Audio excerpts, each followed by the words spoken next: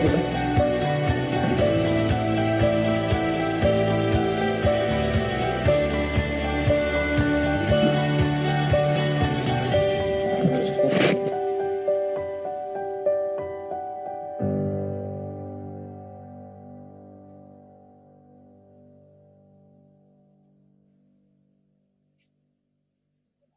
Kenapa? Iya. Posisi apa ini?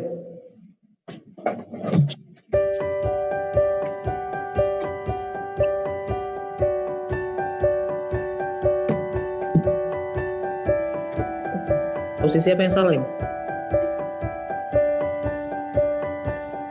Oh, escape. Oke.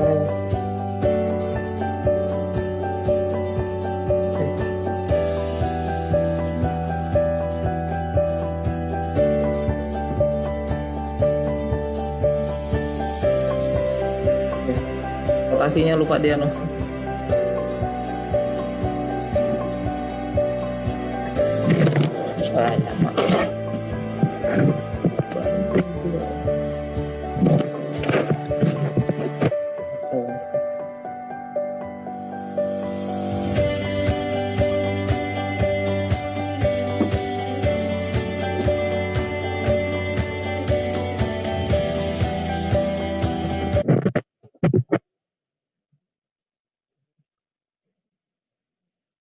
Oke, sip.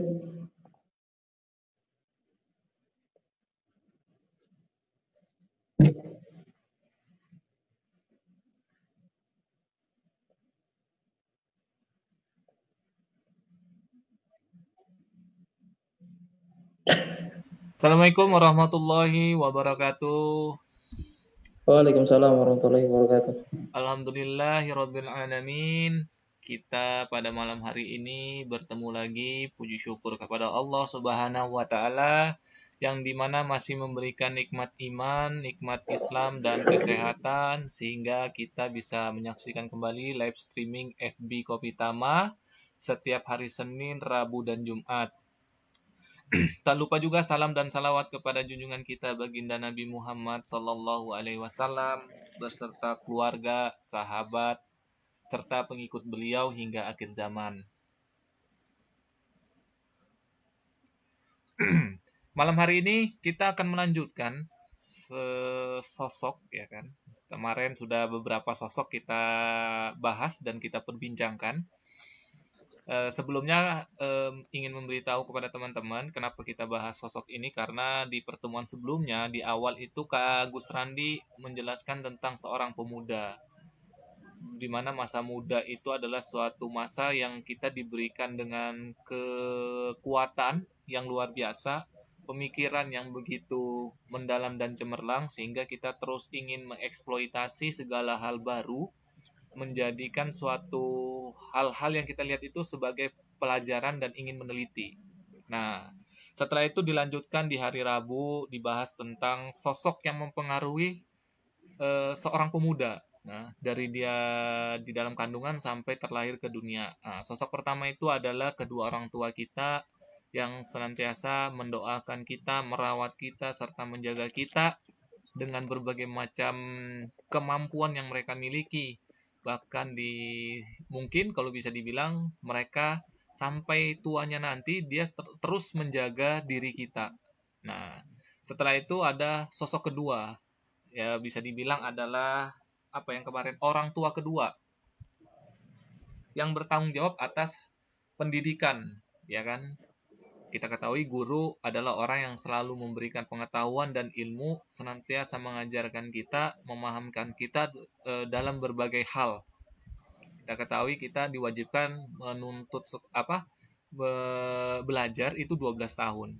Nah, sosok guru ini sangat mempengaruhi bagaimana, kalau bisa dibilang sosok ini sangat berperan penting setelah kedua orang tua kita, di mana seorang guru ini terus mengajarkan kita berbagai macam hal. Maka di sekolah ada namanya guru bahasa Inggris, bahasa Indonesia, matematika, IPA, IPS, olahraga, budi pekerti.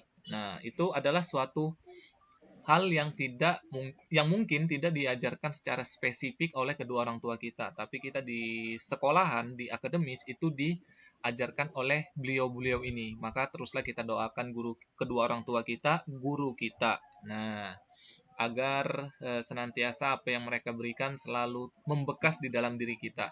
Nah, pada malam hari ini kita akan membahas sosok ketiga. Nah, sosok ketiga ini juga berpengaruh. Kalau bisa dibilang perannya itu sih memang sih kita bisa dibilang perannya itu tidak terlalu krusial, atau waktu dia itu bersama kita itu tidak terlalu lama. Tapi bisa dibilang dia ini adalah menentukan arah kita akan kemana, itu sangat menentukan. Jadi bisa dibilang kalau sosok ketiga ini adalah sosok yang jarang kita temui, tapi ketika kita bertemu, kita merasakan chemistry atau perasaan itu kangen gitu loh. Ya kan? Tapi ingat, ini bukan pasangan loh ya, Kari. Ini bukan pasangan. Jadi insya Allah sosok ketiga ini tidak membahas jomblo ya. Oke, Oke. mantap. Nah, sebelum kita mulai, saya sapa dulu nih pemateri kita yang seharusnya sudah terbang berapa lama, jadi ketinggalan berapa episode. Jadi semoga beliau masih dalam lindungan Allah Subhanahu wa taala. Dan Amin. alhamdulillah pada malam hari ini telah hadir bersama kita Kak Ari. Baik, kita sapa dulu. Assalamualaikum Kak Ari. Waalaikumsalam warahmatullahi wabarakatuh. Bagaimana kabarnya nih? Alhamdulillah, khair. Oh, alhamdulillah. Selesai sudah urusannya nih? Sehingga baru bisa tampil malam hari ini? Alhamdulillah, sudah. Nah, mohon maaf ya, sebelumnya videonya saya belum tampilkan karena lagi ada mengunyah sesuatu, jadi agak nggak enak kalau ditampilkan gitu. Nah, Oke. Kari, kira-kira malam ini kita mau bahas siapa nih sosok ketiga? Nah, ini sosok yang menarik ini. Ada Bukan clue-cluenya dulu nggak? Sebelum kita bahas, ada clue-cluenya nggak? Biar teman-teman ini bisa tebak-menebak ini. clue simpelnya itu eh, bukan hubungan darah, Ya? tapi bukan hubungan darah, Oh, bukan hubungan darah ya? tapi bukan hubungan darah, Heeh. tapi sosok yang lumayan menentukan jalan hidup kita juga, kesuksesan Oh, kita. berarti termasuk penting juga sosok ini ya? Wah, ini termasuk penting. Bahkan di dalam hadis-hadis Rasul itu ada banyak menyebutkan tentang sosok ini. Oh, wah ini nih. Teman-teman mungkin sudah sedikit bisa menerka-nerka, menebak-nebak kira-kira siapa dia. Mungkin nanti Siapa setelah dia? disampaikan oleh Kak Ari ini bisa mulai untuk apa ya? Bisa dibilang tuh mulai memikirkan sosok ketiga ini. Jadi selain tadi ada orang tua, terus ada guru sebagai orang tua kedua kita, maka ada sosok ketiga yang tadi disebut Kak Ari itu. Dia ndak tinggal serumah Kak Ari ya. Berarti kan ndak sedara, ndak serumah ya kan. Iya, Jarang betul. ketemu. Tapi bilang Kak Ari Hmm, ini justru banyak di hadis-hadis sohi atau beberapa kitab ulama itu membahas ini. Bahkan kalau tadi kan jelas kan, kalau orang tua sudah ada di Al-Quran, sudah di ada. sabdanya Rasul ada, guru pun Hmm, seperti itu, ya kan? Nah, iya. sosok ketiga ini ternyata ada juga gitu loh, riwayatnya dari beberapa hadis. Nah, kira-kira sosok ketiga ini siapa sih? Terus peran pentingnya itu sampai seberapa penting mempengaruhi tingkat kematangan seorang pemuda sehingga dia bisa menjalani segala aktivitasnya itu, bisa menentukan arah tujuannya itu bersama justru orang-orang yang bisa dibilang jarang ketemu, tapi ketika dia ketemu dia selalu berbicara tentang perubahan, pergerakan, atau apa ya, bisa dibilang ingin merubah sesuatu gitu loh yang luar biasa. Nah, insya Allah pada malam hari ini akan dibahas dan dikupas habis oleh Kak Ari, insya Allah. Jadi untuk mempersingkat waktu, saya serahkan kepada Kak Ari video tema utamanya biar langsung bisa digarap oleh Kak Ari. Silakan Kak Ari. Oke, terima kasih waktunya Kak Sandy. Assalamualaikum warahmatullahi wabarakatuh. Waalaikumsalam warahmatullahi wabarakatuh. Kembali lagi bersama saya pemateri yang nggak ada duanya. Nggak ada, bukan nggak ada duanya. Banyak duanya kok. Yang sudah ditunggu-tunggu karena kemarin ada urusan. Sok sibuk kok ya. Eh, Saya, kalau mungkin yang belum kenal, nama saya Arwi Bowo, salah satu member Kopi Tama, salah satu pemateri dari apa kegiatan kita ini, Jati Diri Pemuda Muslim. Dan kemarin sebelum-sebelumnya sudah dibahas sama pemateri-pemateri yang ciamik, wah ciamik. Pokoknya yang keren-keren juga lah. Ini malam ini kita berkhalwat, bukan berkhalwat sih, tapi saya yang akan membahas materi tentang sosok ketiga ini.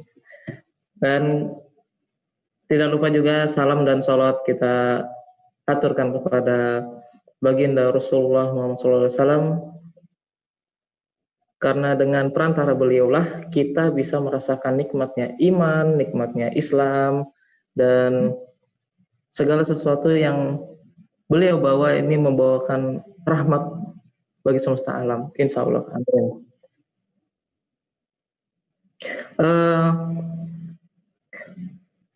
Apa yang mau kita bahas ini? Sosok ketiga. Tadi sudah. Halo ya, bukan orang ketiga kali. Kalau orang ketiga biasanya nih identik dengan negatif kan. Jadi jangan bilang orang ketiga ya. Itu sudah.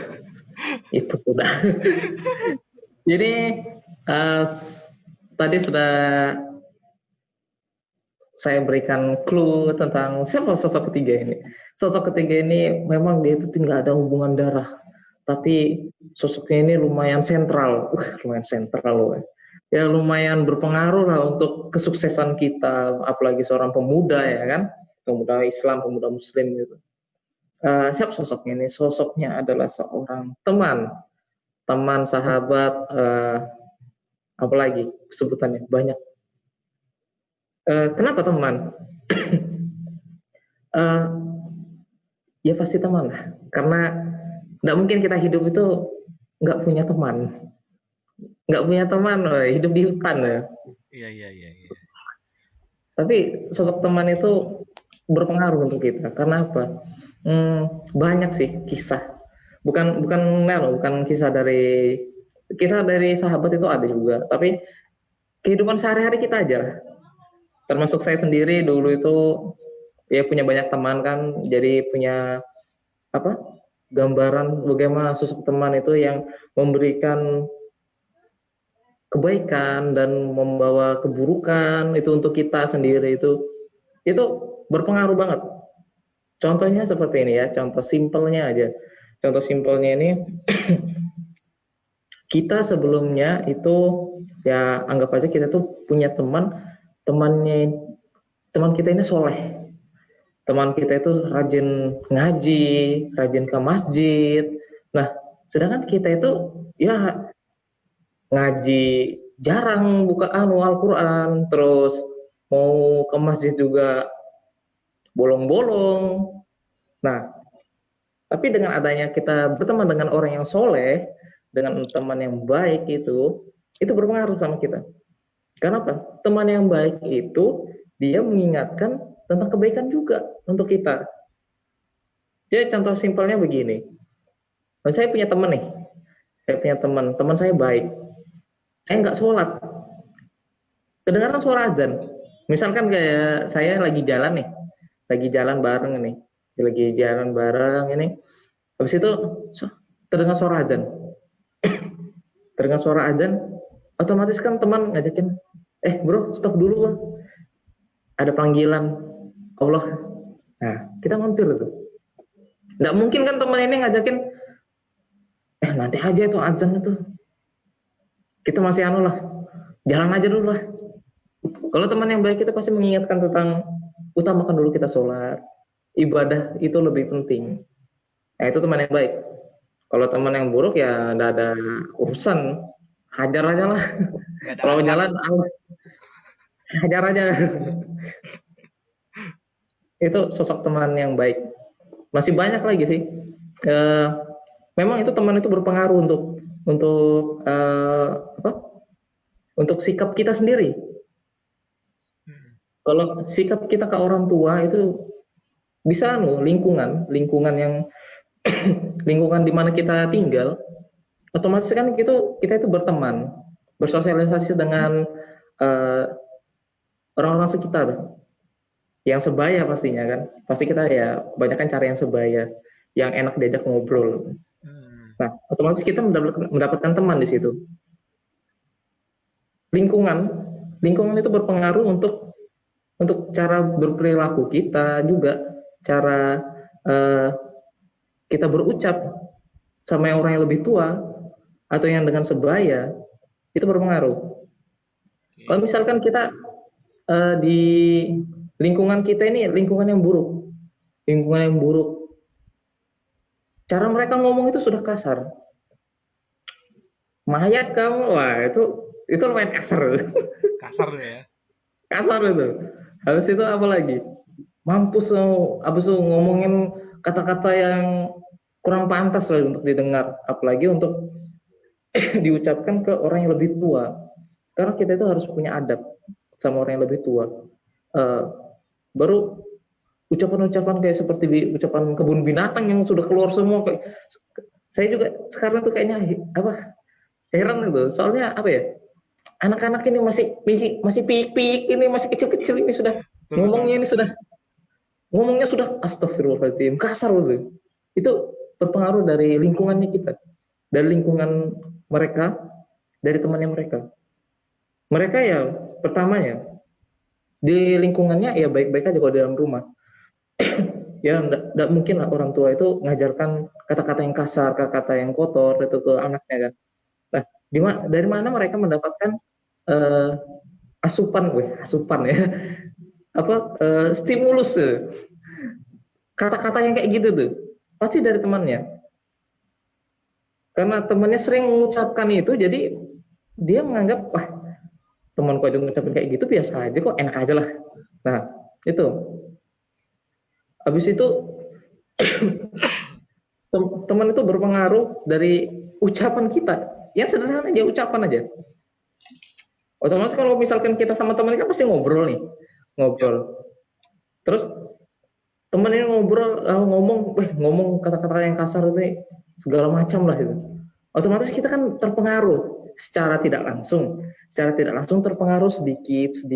Dan mulai mengikuti gaya bahasa dengan tutur kata yang teman yang buruk itu. Dan itu bisa terbawa ke orang yang lebih tua. Dan sikap kita juga, kalau misalkan kita di lingkungan itu yang buruk. Di lingkungan yang buruk itu bisa menciptakan sikap kita juga. Sikap kita menjadi buruk juga. Kalau misalkan kita di lingkungan yang notabene-nya itu preman. Banyak anak-anak begajulan atau anak-anak yang suka mabuk lah, ngelem lah. Nah, itu mereka otomatis kan emosinya tuh tinggi. Kok diajak mereka ini apa ya, ibaratnya ada yang negur ini wah senggol bacok lah. Itu bisa berpengaruh ke cara kita berbicara ke apalagi teman sebaya ya. Itu berpengaruh. Ke orang yang lebih tua itu juga berpengaruh. Nanti ditegur sama orang tua, otomatis kan kalau misalkan kita melakukan hal yang buruk, biasanya orang tua itu menegur. Entah itu orang tua kita atau orang tua dari orang lain, itu menegur. Contohnya, melakukan hal yang buruk, kita melakukan hal yang buruk. Terus orang tua itu menegur, nah itu nggak baik.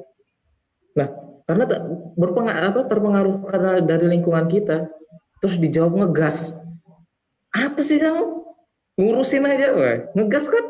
Habis itu keluar ucapan-ucapan yang kotor itu. Dari yang biasa dia dengar dari temannya yang buruk itu. Karena itu teman itu berpengaruh. Nah, itu teman yang buruk. Kalau teman yang baik, sahabat yang baik itu sahabat yang soleh, yang ngajak kita menuju surganya. Kalau kita mengingat teman kita melihat teman kita ingat tentang surga. Karena apa? Karena teman kita itu mengajak selalu kebaikan. Kalau misalkan contoh nih, teman ini berpengaruh juga. Contoh simpelnya ini masalah sholat tadi tuh. Misalkan saya ini jarang sholat, teman ini rajin sholat. Otomatis ini teman ini ngajakin, Ari, ayo kita sholat, sudah nih. Masa mungkin tapi ngomongnya bahasa formal aja antara teman ya. Ayo sholat. ada panggilan sudah itu, nah masa kamu tidak sholat, kamu udah gede tidak sholat lagi. Sholat itu wajib, nah secara nggak langsung itu sedikit mungkin awalnya seperti ini, mungkin awalnya itu nggak menerima, bukan nggak menerima sih, malu-malu. Orang itu biasanya proses hijrah atau perubahan itu nggak bisa langsung, sedikit-sedikit. Kadang ya mungkin malu sama temennya, udah enak gitu gini, segala macam lah pikiran yang ada di dalam pikiran itu. Tapi teman ini karena dia teman yang baik, teman yang soleh, dia itu selalu mengingatkan tentang kebaikan. Ayo enggak apa-apa sholat aja. Kalau misalkan enggak tahu bacaannya, biasanya teman ini kalau misalkan dia yang enggak jarang ibadah, itu terus mau mulai ibadah, dia itu malunya itu karena dia belum bisa bacaannya atau belum bisa ngaji atau seperti apa. Nah, itu tugasnya teman. Kenapa? Karena teman itu yang selalu ada kan, otomatis kan dia lebih terbuka kalau misalkan diajak curhat nih ya. Laki-laki itu bisa curhat juga, jangan Asik. bukan cuma cewek aja. Gosip ya, gosip. Curhat ya, bukan gibah. Kira-kira lebih, apalagi kalau misalkan sudah merasa enjoy kan sama teman itu. Sebetulnya aku ini belum bisa ngaji. Nah, enggak apa-apa, ngomong aja kayak gitu terus terang. Otomatis teman-teman yang baik ini pasti dia akan ngajarin, ayo kita belajar ngaji bareng lah.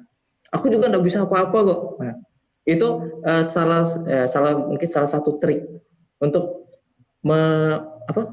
merangkul teman yang dia itu notabene itu yang dari awalnya buruk untuk berubah untuk menjadi lebih baik. Aku juga belum bisa apa-apa kok. Gitu. Teman yang baik itu seperti itu. Dan teman yang baik itu salah satu nikmat Allah. Salah satu nikmat Allah. Karena apa? Teman yang baik itu bisa mengantarkan kita ke surga juga. Saya ada baca tadi tentang ucapan dari salah satu sahabat Rasul, Umar bin Khattab. Umar bin Khattab itu menyebutkan dalam ucapannya beliau, tidaklah seseorang diberikan kenikmatan setelah Islam yang lebih baik daripada kenikmatan memiliki saudara semuslim yang soleh. Apabila engkau dapati salah seorang sahabat yang soleh, maka peganglah erat-erat. Itu ucapan dari Umar bin Khattab. Jadi kalau misalkan kalian semua, antum semua itu mendapatkan sahabat yang baik, sahabat yang soleh, kalau kita melakukan keburukan, dia itu menegur dengan cara yang asan, yang baik, terus mengingatkan kita tentang ibadah. Nah, itu katanya Umar bin Khattab, peganglah erat-erat. Seperti apa sih kita tuh mau megang erat-erat itu? Kalau misalkan kita lagi mengendarai motor nih, nggak mungkin kita stangnya megangnya lempang-lempang aja, kita begini aja kan nggak mungkin. Pasti kita pegang erat-erat. Nah, gitu. Oke, ya. Betul. Jadi bilangnya Umar bin Khattab itu peganglah erat-erat. Karena apa? Karena teman yang baik, teman yang soleh itu berpengaruh untuk kita juga. Tuh. Itu dari ucapan Umar bin Khattab. Terus teman yang baik, sahabat yang soleh itu akan menasihati kita, sering menasihati kita juga. Jadi bukan hanya untuk bersenang-senang aja, bukan hanya untuk hura-hura aja, merasa bersenang-senang. Pasti teman yang baik itu mengingatkan tentang kematian juga. Teman yang baik itu mengingatkan kita hidup di dunia itu enggak lama. Hidup di dunia itu sementara, karena di dunia itu kita itu hanya singgah. Teman yang baik, teman yang soleh, teman yang baik itu pasti mengingatkan tentang kematian. Jadi bukan cuma ngopi bareng yuk, jalan ngegame lah, kemana-mana. Nah, itu segala sesuatu yang kurang bermanfaat itu bisa ditinggalkan. Tergantung dari temannya. Itu berpengaruh banget itu teman, sahabat, apalagi teman yang soleh. Nah, Habis itu ada apa ya? Ada ungkapan dari penyair Arab dahulu, sahabat sejatimu itu adalah yang senantiasa jujur. Kalau kalau kamu salah itu diingatkan. Jadi kadang itu ada teman itu begini, melihat temannya salah, diem aja. Oh, dalam hatinya, oh, biar aja lah, dia yang salah kok, biar aja lah, dia juga yang lakuin, buat apa aku pikirin. Nah, Oh iya. itu kadang itu ada teman yang begitu, bukan kadang, banyak. Jadi temennya salah ya udah dibiarin aja, los aja lah. Tuh, kalau teman yang baik itu menegur menegur dengan, kalau misalkan salah ya udah dia berucap jujur. Misalkan ini, Sam, ini salah, tapi menegurnya dengan cara yang baik. Iya, Jangan saya minta maaf Kak Ari kalau salah. dengan apa, cara menegurnya yang baik. Terus kalau misalkan itu memang benar ya diberikan ibaratnya aplaus, ucapan yang baik, berarti iya kamu benar yang begitu. Otomatis itu teman itu merasa senang tuh. Terus eh, punya sahabat atau teman yang soleh itu membahagiakan juga. Karena apa? Teman atau sahabat yang soleh itu saling mendoakan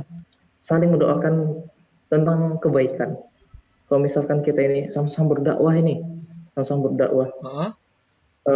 terus berpisah karena dakwah,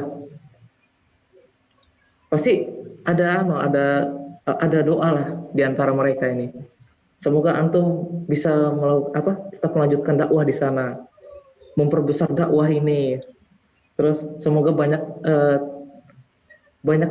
remaja-remaja masjid yang dekat dengan antum, terus banyak yang mulai datang ke masjid.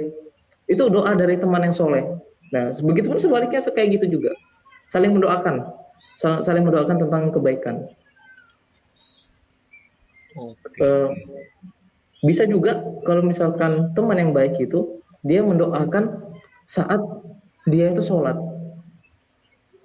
Berikanlah sahabatku ini sahabat yang baik, dia selalu istiqomah dalam ketaatan. Nah, itu salah satu teman yang soleh, mendoakan agar kita selalu taat tanpa kita mengetahui.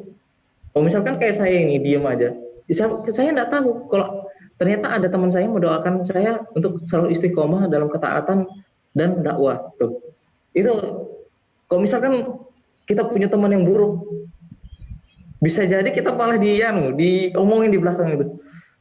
Ini biasanya orang yang suka ngomongin orang itu, kalau misalkan orangnya nggak ada, dia omongin, nah gitu. Oke, oke, oke, oke, oke. Itu kalau misalkan teman yang baik itu kan, kalau mau ngomongin orang temennya yang pas yang nggak ada, antum ini ngomongin orang yang nggak boleh gitu. Nah kan negur yang baik kan, Iya, menghindari gibah itu. betul, Kalau betul, teman yang betul. buruk itu memang itu, aku juga nggak Dikomporin. suka itu, ngomporin itu. Waduh, ini kompor gas ini. Bukannya ditegur malah dikomporin. Iya betul itu. Ayo sudah hajar aja deh. Kacau itu. Betul, betul, betul, Ya, betul. Sering-sering terjadi kayak gitu ya. itu sering terjadi itu. Iya, iya, iya, iya. Bisa jadi pengalaman pribadi itu. Iya, betul itu, betul. Memang terjadi seperti itu kebanyakan sih. Tapi biasa ini cerita, bukan cerita sih. Yang saya tahu, yang saya bagikan untuk ke teman-teman itu memang real. Memang ada yang terjadi saat ini memang kayak gitu. Kenyataannya memang begitu. Hmm, Habis itu eh, masalah tentang doa tadi, doa teman kita yang soleh itu, Rasulullah itu menyebutkan di dalam hadisnya yang kurang lebih, dalam hadisnya ini berbunyi, sesungguhnya doa seorang muslim kepada saudaranya di saat saudaranya tidak mengetahuinya adalah doa yang mustajab atau terkabulkan. Tuh. wis. Jadi kita itu didoakan sama teman kita. Begitupun sebaliknya kita itu mendoakan teman kita. Tapi teman kita nggak tahu. Masa ya mau bro nanti doakan aku ya, wah itu Wis. lain lagi sudah itu. Bro, doakan aku ya biar bisa nambah, Bro. Nanti doakan aku ya. Nah, nanti kamu doain juga kamu. Wah. Ini mau doain aja kok pakai anu dulu, pakai ngestauin dulu. Apa Kalau untuk info mendoakan, dulu, infonya ya bocor. info dulu, info dulu. Hmm. Kalau untuk mendoakan teman itu ya cukup sehabis sholat kita doakan untuk teman, sahabat, untuk keluarga dan untuk seluruh umat muslim itu baik yang dalam keadaan bahagia atau yang terzolimi itu kita selalu doakan sehabis sholat kita. Sempat nggak sempatnya itu kita usahakan. Tuh. Oke. Cukup, Kari? Terus Atau eh lanjut lagi? Biasa Kari ini panjang soalnya. Dihabiskan aja waktunya. Mumpung habis oh ya, liburan kan? tadi lanjutan dari hadis tadi itu eh, doa yang mustajab atau yang terkabulkan kalau misalkan teman itu mendoakan kita tanpa tanpa diketahui, tanpa tidak diketahui. Nah, di sisi orang yang akan mendoakan saudaranya ini ada malaikat yang bertugas mengaminkannya. Loh, pantasan itu doa yang Pantasan mustajab. mustajab ya. Iya. Tatkala dia mendoakan saudaranya dengan kebaikan, malaikat tersebut akan berkata, "Amin." Engkau akan mendapatkan semisal dengan saudaramu tadi. Hadis riwayat Muslim. Nomor 2733 itu dari sebelah nggak tahu saya. Kok kayak Ustaz Adi Hidayat jadinya ya? Pojok kiri atau pojok kanan nih? Terus pojok kiri anak rada ke atas geser dikit. Bisa Nah, dikali nih. habis itu sifat teman itu bisa menular ke kita. Oh, bisa? Oke. Sifat teman itu bisa menular. Jadi kalau misalkan kita ngumpul sama orang yang baik, kita pasti bakal ketular baik. Contohnya seperti kalau kita ngumpul di tempat orang yang kerja batu bata nih, otomatis kan kita sedikit pasti kena debunya, debu ya. dari batu bata atau semen itu kan. Nah, tapi kalau misalkan kita berkumpul dengan penjual parfum, otomatis kita sedikit itu meskipun cuma kena anginnya lewat set, tapi kita pasti Wangi. akan terkena harum, wangi itu. Nah, seperti itu perumpamaan kita berteman dengan teman yang soleh dan teman yang buruk. Tuh. Teman yang soleh ya penjual akan parfum mempengaruhi kita juga, menularkan. Nah, menularkan atau mempengaruhi kita. Keren juga. teman yang soleh penjual parfum. Loh, siapa tahu teman kita yang soleh itu jualan parfum. Lebih jos lagi. Ini ada mengutip dari apa? Yang saya sebutkan tadi tentang penjual parfum itu ada hadisnya. Oh ya, boleh. Perumpamaan kawan atau teman baik dan teman yang buruk yang menjual minyak wangi atau peniup alat untuk menyalakan api. Maksudnya itu orang pandai besi. Pandai besi ya. Itu kan biasanya kalau niupkan itu kan pasti ada debunya keluar kan. Nah, ada penjual minyak wangi pasti dia akan memberikan hadiah kepadamu. Otomatis kan kita ketularan wangi tuh. Ya. Dikasih hadiah minyak wangi kok. Nah, gratis pula. Gratis. Terus kita akan ketularan harumnya. Sedangkan pandai besi mungkin dia akan membakar pakaianmu. Kalau kita dekat-dekat ikut kebakar tuh. Oh, oke. Atau seenggaknya kalau misalkan kita nggak ikut terbakar tapi kita kena baunya dari asapnya itu dari pandai besi. Itu hadis riwayat Bukhari dan Muslim. Itu insya Allah sebetulnya masih lumayan banyak sih hadisnya. Banyak ya sih berarti. Hadis terkait sahabat ini ya. Oh, banyak. Ini saya ada satu lagi. Rasulullah SAW bersabda bahwa setiap orang itu akan dikumpulkan bersama orang yang cintai. Hadis riwayat Bukhari dan Muslim. Maksudnya gimana ya? Kalau misalkan kita mencintai itu karena iman, karena Islam, itu kita akan dikumpulkan di dalam jannahnya Allah, dalam surganya Allah. Kita tuh mengingat tentang kebaikan Jadi itu dari teman yang soleh, saling mengingatkan itu. Nanti kalau di akhirat di surga itu kita akan dikumpulkan juga. Tuh. Oke, oke. Itu maksud dari hadis riwayat Bukhari dan Muslim dari Rasulullah SAW. Ya, insya Allah itu aja. Itu aja sudah, habis sudah. Tadi kirain mau dibaca semua tadi hadisnya. Uh, nah, ada lagi sih. Nggak ada pertanyaan ini ya? Oh, nggak ada pertanyaan. Paling kalau pertanyaannya saya cuma bertanya paling apa? Kak Ari dulu waktu sekolah pernah nggak dapat teman yang buruk yang ngajakin bolos ke rental PS, terus bolos, lari dari mata pelajaran? Lebih banyak mana? Dapat teman yang baik atau yang buruk waktu semasa sekolah nih? Alhamdulillah sih kalau saya sendiri itu Justru kalau untuk situ yang bolos nakal ya? sekolah enggak, Justru Kak Ari yang jadi nakal. kalau untuk bolos sekolah itu eh, saya nggak pernah sih, alhamdulillah nggak pernah. Karena Alhamdulillah. karena mikir cari uang tuh susah. Oh Karena iya. dari dulu kan sudah kerja sendiri kan, jadi mikir cari uang untuk sekolah tuh susah. Jadi wah sayang banget kalau misalkan sampai bolos sekolah. Tapi Masya kalau Allah. nakalnya sih ya paling nyanu aja kalau misalkan pas jam sudah mau jam pelajaran tuh masih di kantin aja. Nanti Oh, gurunya sudah mau mendekat sama kelas itu, wah buru-buru sudah. Kalau oh. enggak nanti kalau misalkan sama apa jam pelajaran yang enggak enak ya, yang enggak suka lah, izin keluar, ke toilet dulu Pak. Udah tahu aja mampir ke kantin, nah Oh, itu. ya. Oh, klasik ya, gaya-gaya klasik ya.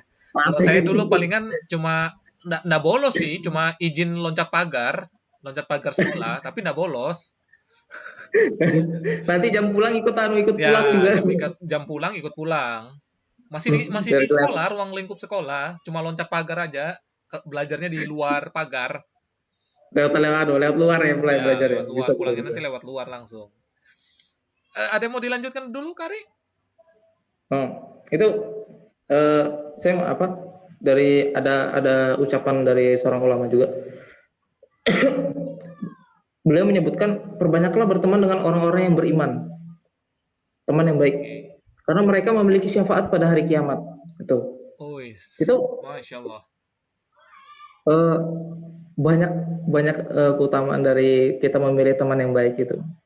Terus Rasulullah SAW pernah bersabda tentang syafaat antara sahabat di hari kiamat. Oke. Kurang lebih itu beliau mengucapkan setelah orang-orang mukmin itu dibebaskan dari neraka, Heeh. demi Allah, zat yang jiwaku berada di tangannya, sungguh kalian begitu gigih dalam memohon kepada Allah untuk memperjuangkan hak untuk saudara-saudaranya yang berada di dalam neraka pada hari kiamat.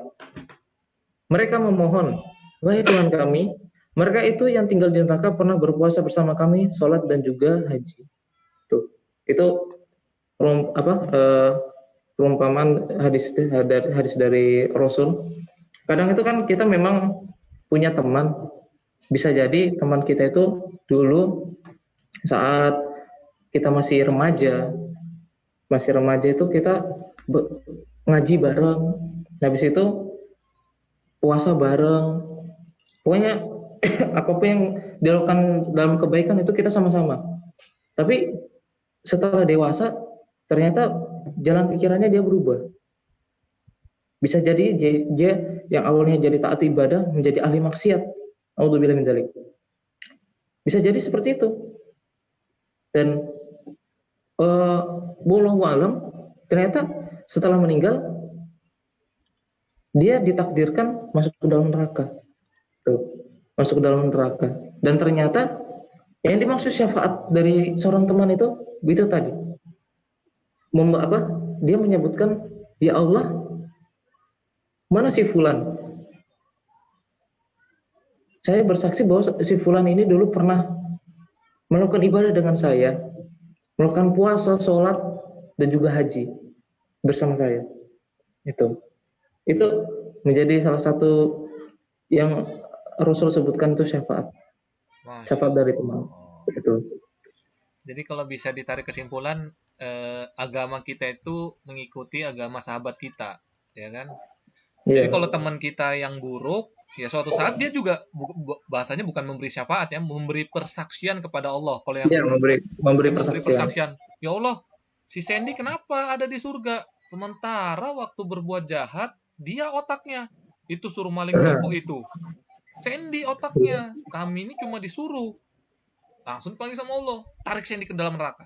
Nah, berarti begitu. Oh, Kebalikannya juga ketika kita itu berteman kepada orang-orang yang baik, yang suka beramal soleh. Ketika kita lalai dalam suatu hal, terus kita meninggal dalam keadaan tidak husnul khotimah, dia bisa menjadi syafaat kita di hari akhir atau di akhirat nanti.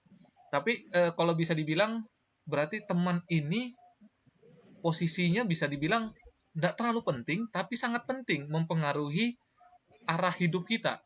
Tadi bilangnya iya, Kari, memang kalau saya bahasakan berarti ketika kita terlahir ke dunia ini, pondasi awal untuk menjadi seorang pemuda atau menjalani kehidupan ini, yang pertama adalah orang tua, ya kan? Sepakat hmm, pasti kan? Orang tua lah sepakat. yang pertama kali mendidik kita setelah kita terlahir ke dalam dunia ini, ya.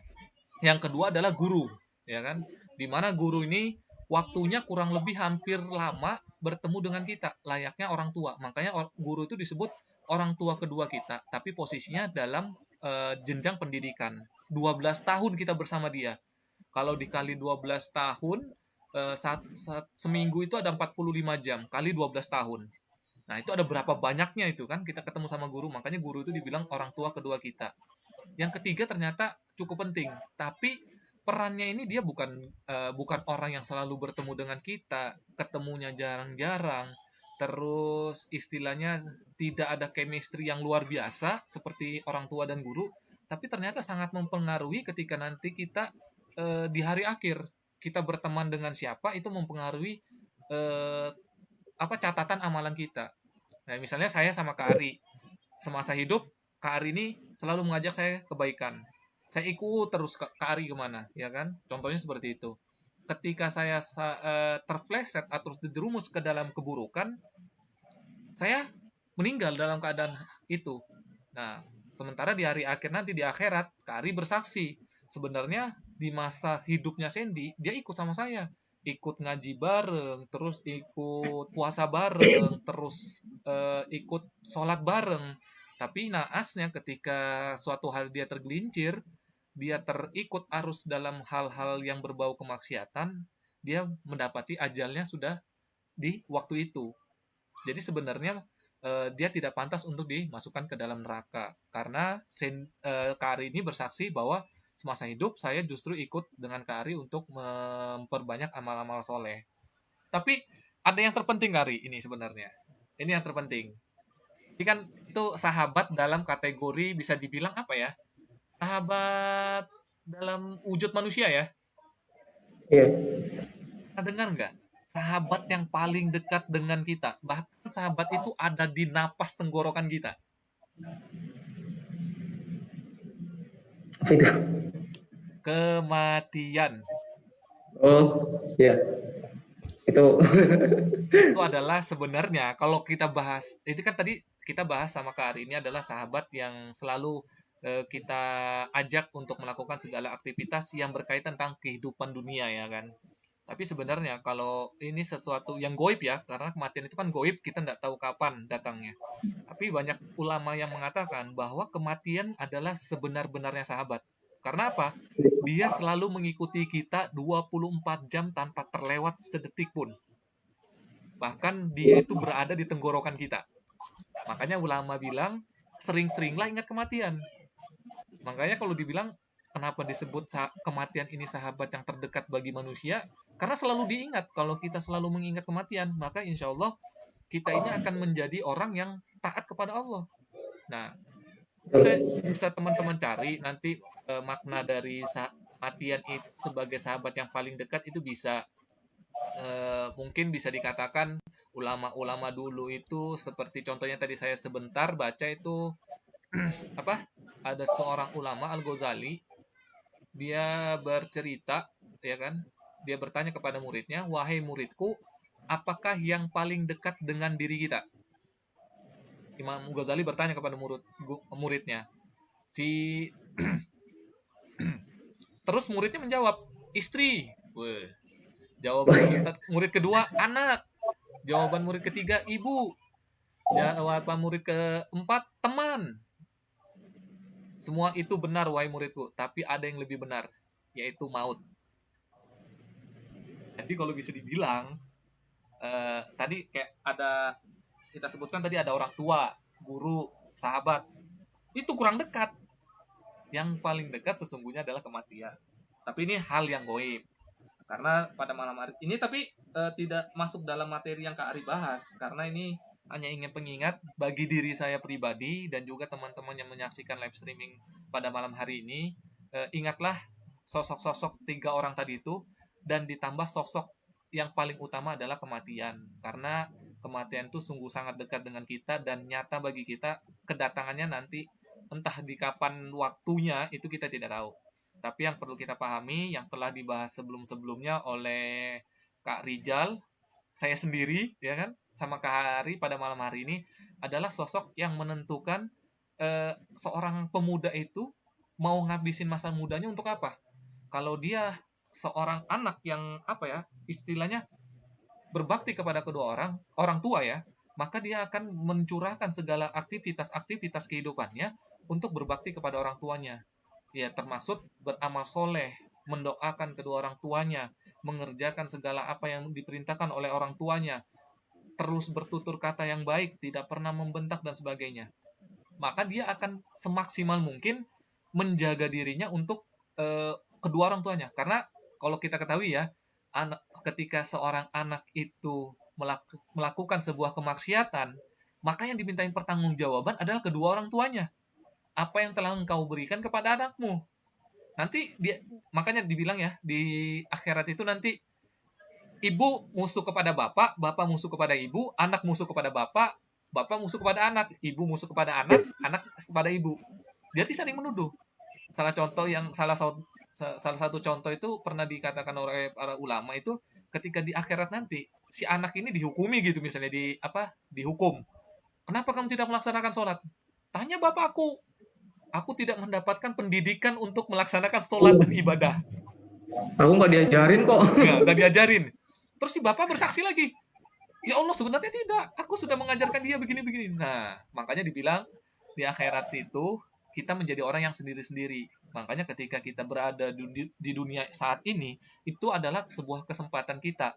Baik untuk memperbaiki diri kita, memperbaiki kedua orang tua kita, memperbaiki segala hal yang telah guru kita berikan, dan terutama memperbaiki sahabat-sahabat terdekat kita dan orang-orang terdekat kita. Tapi bukan berarti kita mengesampingkan sahabat-sahabat kita yang jauh dari kebaikan. Justru kita rangkul, kita dekati, kita ajak untuk melaksanakan segala perintahnya Allah Subhanahu wa Ta'ala. Jadi jangan dikucilkan. Jika teman kita memang masih bermaksiat, jangan dikucilkan. Ketika teman kita masih berpacaran, jangan dikucilkan. Ketika teman kita masih jomblo, jangan dikucilkan. Carikan jodoh. Nah, gitu. Betul kan Kari ya? Betul ya? Betul. Betul. Nah, tuh Kari betul, ngegas lagi. Nggak ngegas kayaknya dia. Jadi itu mungkin teman-teman ya. Jadi sebisa mungkin untuk kedua orang tua kita, untuk para guru-guru kita, ustadz-ustadz kita, dan ulama-ulama kita, serta sahabat terdekat kita, baik yang itu mengajak kepada kebaikan ataupun masih dalam kemaksiatan, senantiasa kita doakan, senantiasa kita panjatkan doa kepada Allah Subhanahu wa Ta'ala agar orang-orang tersebut yang tadi ini yang menjadi sosok penting bagi diri kita itu bisa berubah menjadi orang-orang yang kelak nanti di akhirat justru karena syafaat mereka kita bisa masuk ke dalam surganya Allah Subhanahu wa Ta'ala. Amin. Mungkin itu aja pada malam hari ini. Jadi sudah tuntas sebenarnya pembahasan kita pada malam hari ini terkait siapa? Sosok terpenting dari masa muda kita. Kalau saya bilang itu sosok terpenting dari masa muda kita. Tadi sudah disebutkan kedua orang tua, guru, dan sahabat atau teman kita. Itu sangat berpengaruh bagi diri kita, bagaimana kita menjalani masa muda kita. Tinggal pilihan kita nih. Kita kembali ke pembahasan qada dan qadar. Itu semua adalah pilihan kita. Kita mau berbakti kepada orang tua kita mau mengamalkan apa yang guru kita sampaikan, kita mau berteman dengan siapa saja, itu pilihan kita. Tergantung dari apa yang kita pahami, informasi apa yang kita pahami tentang 3 sosok ini. Jika kita berharap untuk 3 sosok ini yang terbaik, maka lakukanlah hal yang terbaik bagi mereka bertiga. Sekalipun mereka tetap jahat kepada kita, kita tetap berlaku baik dan mendoakan dia. Bahkan kita mengajak mereka untuk ke arah dalam kebaikan, yaitu mengajak beramal soleh, menjalankan perintah Allah dan menjauhi segala larangannya. Oke, itu aja mungkin dari saya, kesimpulan pada malam hari ini. Mungkin Kak Ari ada yang ingin disampaikan? Quote of the day, Kak Ari Teguh, Golden Ways. Ari Hidayat. Kak Ari Golden Ways. Mungkin saya akan ngutip salah satu hadis Rasulullah ini sebagai kesimpulan dari materi ini. Rasulullah bersabda di dalam sabdanya, seseorang itu tergantung pada agama teman dekatnya atau sahabatnya. Maka perhatikanlah dengan siapa kamu bersahabat. Tuh. Wih. Kirain tadi mau Kan di-post kayak Mario Teguh. Sekian pada malam hari ini. Wih. Oke, tapi itu nggak penting ya. Seperti yang disampaikan Kak Ari, itu tergantung agama kita itu tergantung dari agama teman kita. Bukan itu, tapi jangan ditelan mentah-mentah loh ya dalil tersebut. Maksudnya itu begitu kita berteman dengan orang yang ahli maksiat, ya berarti agama kita maksiat. Kita bukan ahli agama atau ahli ibadah, justru ahli maksiat. Nah, tidak seperti itu kawan-kawan, tidak semudah itu Ferguson. Jadi dalilnya jangan ditelan mentah-mentah. Semua itu harus ada pemahaman agar bisa menelaah arti dan makna dari dalil tersebut. Bagaimana caranya? Silakan datang dan bergabung bersama Kopi Tama. Kami, ya kan? Betul nggak, Karya? Betul. Nah, Betul. kita di sini bukan hanya ingin belajar, tapi kita juga ingin menjadi seorang pembelajar yang luar biasa. Jadi kita sambil belajar, kita sambil mengajar. Dalam artian kita di sini posisinya bukan sebagai seorang guru, bukan sebagai seorang ustadz, bukan pula sebagai orang ulama atau ahli dalam bidang agama, tetapi kita berusaha untuk menyampaikan apa yang telah disampaikan oleh guru-guru kami, oleh ustadz-ustadz kami, oleh mentor-mentor kami, sebagai wujud terima kasih kepada beliau, kami menyampaikan apa yang beliau sampaikan. Jadi tidak ada istilah ingin menggurui teman-teman yang menyaksikan live streaming pada malam hari ini ataupun di episode-episode sebelum atau sesudahnya nanti. Jadi semoga teman-teman bisa menemukan sahabat sejati, bisa terus berbakti kepada kedua orang tua, dan bisa mengamalkan apa saja yang telah guru kalian berikan, baik itu dalam segi ilmu ekonomi, segi sejarah, geografis, dan sebagainya. Amalkan untuk kebaikan Islam, amalkan untuk kebangkitan Islam, karena sejatinya agama yang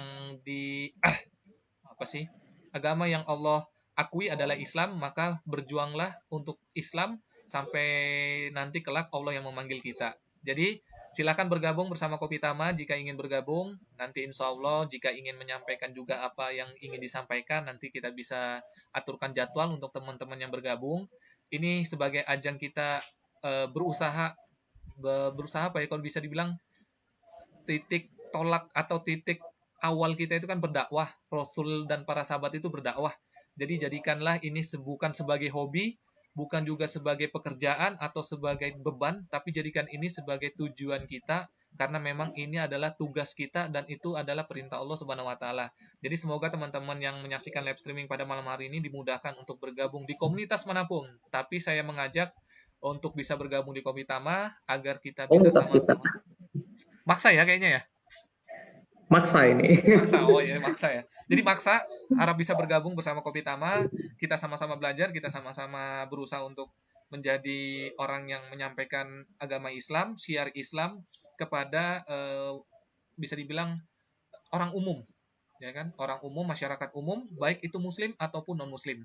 Semoga apa yang disampaikan pada malam hari ini menjadi nilai pahala di sisi Allah, dan semoga Allah menurunkan segala rahmat dan hidayahnya bagi kami berdua yang masih fakir akan ilmu dan ingin terus belajar agar dimudahkan oleh Allah Subhanahu wa taala. Karena sesungguhnya kesalahan dari kami berdua, saya sebagai host dan Kak Ari sebagai pemateri, semoga kalian teman-teman yang menyaksikan live streaming pada malam hari ini bisa memaafkan. Karena kita akui dan kita pahami karena kebenaran hanya milik Allah dan Rasul-Nya. Itu aja mungkin dari saya, karena tadi sudah ditutup oleh Kak Ari Teguh dari Golden Ways. Jadi tidak ada yang ingin disampaikan lagi pada malam hari ini. Mungkin sekian dan terima kasih atas waktu dan kesempatan dari Kak Ari pada malam hari ini untuk menyampaikan materi. Dan Oke, semoga sama-sama. next kita terus bisa istiqomah dalam program Jati Diri Pemuda Muslim. Jangan lupa Amin ya menyaksikan rabbal setiap alamin. hari Senin, Rabu dan Jumat pukul 20.15 bersama pemateri-pemateri handal dan ciamix.